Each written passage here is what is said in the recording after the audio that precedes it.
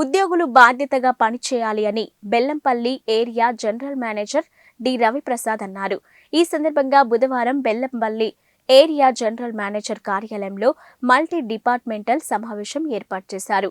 ఈ సమావేశంలో జీఎండీ రవిప్రసాద్ మాట్లాడుతూ బెల్లంపల్లి ఏరియాలో బొగ్గు గని రవాణాలో ముందున్నామని, బొగ్గు ఉత్పత్తితో పాటు కార్మికుల సంక్షేమానికి కృషి చేస్తున్నామన్నారు.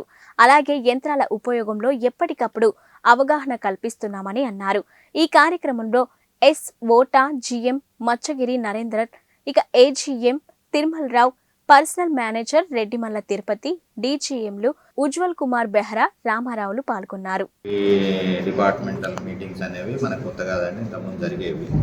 దీంట్లో ఏంటంటే డిఫరెంట్ డిపార్ట్మెంట్ నుంచి వాళ్ళ విషయాలకు సంబంధించిన వాటిని కార్మికులకి అవగాహన కల్పించాలి.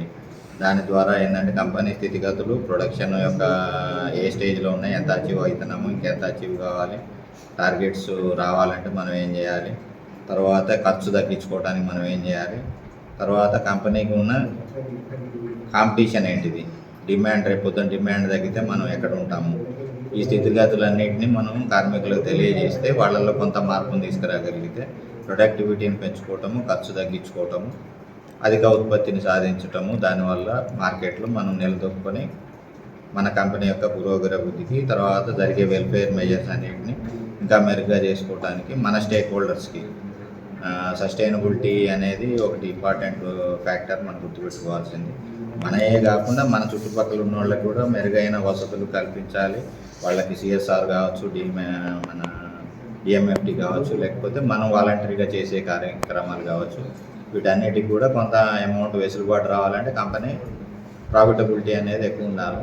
అప్పుడే మన స్టేక్ హోల్డర్స్ కూడా మనకు సహకరిస్తారు. కాబట్టి కంపెనీ అభివృద్ధికి మనతో పాటు మన చుట్టూ ఉన్న వాళ్ళని కూడా క్యారీ చేయాల్సిన అవసరం కంపెనీ మీద ఉంటుంది.